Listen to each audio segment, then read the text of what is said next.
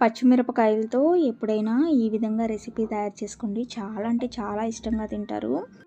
Hello friends, welcome to Andhra kitchen.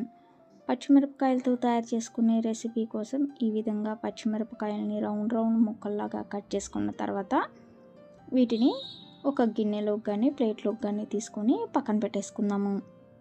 ఇక్కడ నేనైతే చేతికి ఈ విధంగా కవర్ వేసుకొని పచ్చిమిరపకాయలు తీసుకుంటున్నానండి. ఎందుకంటే చెయ్యి మండిపోయిద్ది కాబట్టి ఏదైనా కవర్ అయినా వేసుకొని ఇలా కట్ చేసుకుంటే మీకు కట్ చేసుకోవడం ఓకే, కానీ కలిపేటప్పుడు మాత్రం చెయ్యి నిజంగా మండిద్ది.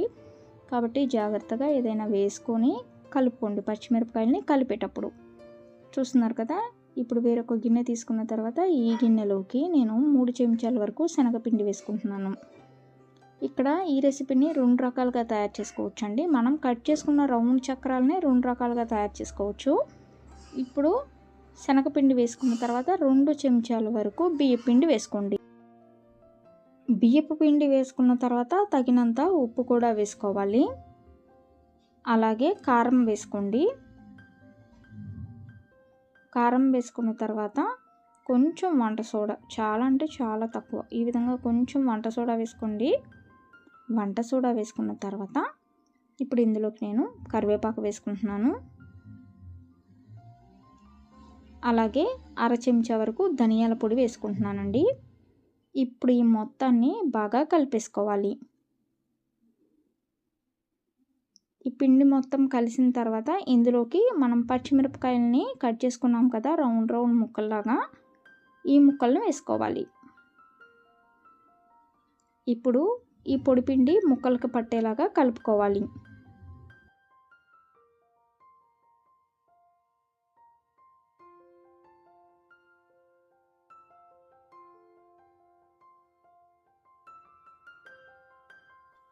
పొడిపిండి కలుపుకున్న తర్వాత ఇప్పుడు కొంచెం కొంచెంగా నీళ్ళు వేసుకొని, నీళ్ళు ఒకేసారి వేసుకుంటే జార్ అయిపోతుంది కాబట్టి కొంచెం కొంచెంగా నీళ్లు పోసుకుంటూ కొంచెం గట్టిగానే కలుపుకోవాలి. ఈ పిండి అనేది గట్టిగానే ముక్కలకు పట్టేలాగా కలుపుకోండి. కలుపుకునేటప్పుడు కూడా చేతికి కవర్ వేసుకోండి. అలాగే ఈ విధంగా నేను నిమ్మరసం పిండుకుంటున్నాను. అరబద్ద వరకు నిమ్మరసం అనేది పిండుకున్నానండి.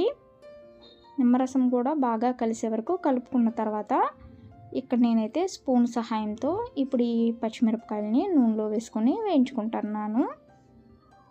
కొంచెం కలర్ చేంజ్ అయ్యి క్రిస్పీగా వచ్చే వరకు వేయించుకోవాలి.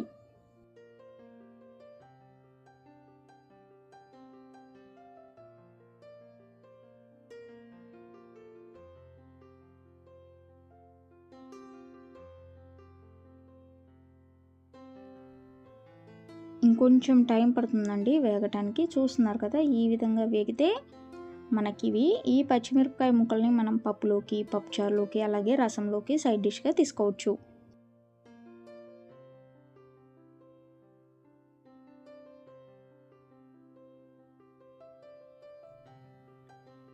ఇప్పుడు సగం వరకు ఈ విధంగా క్రిస్పీగా కరకరలాడేలాగా వేయించుకున్నానండి.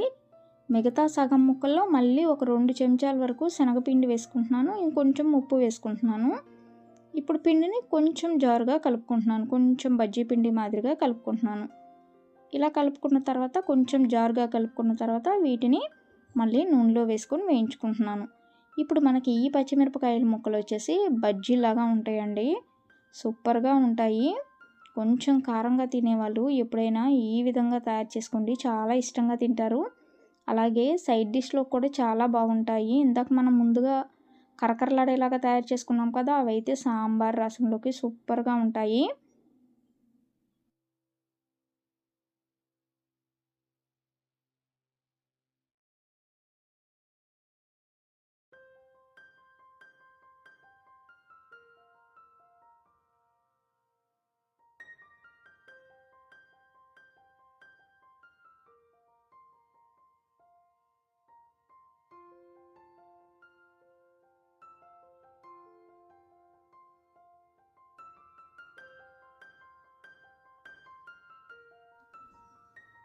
ఈ విధంగా 2 రకాలుగా వేయించుకోవచ్చండి. సైడ్ డిష్గా తయారు చేసుకోవచ్చు, లేకపోతే ఈవినింగ్ బజ్జీలాగా తినడానికి ఇలా తయారు చేసుకోవచ్చండి.